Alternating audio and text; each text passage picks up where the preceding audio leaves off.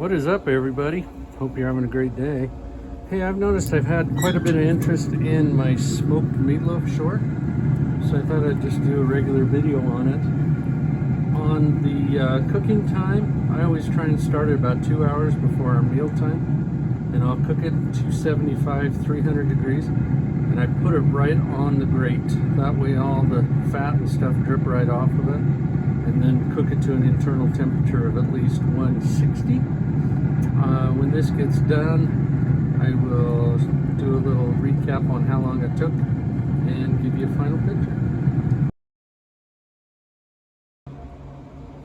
Alrighty, it's been about 2 hours cooking time. Temperature is up to 160, which is safe cooking temperature, and it turned out awesome. If you guys have a pellet smoker or another way to smoke a meatloaf,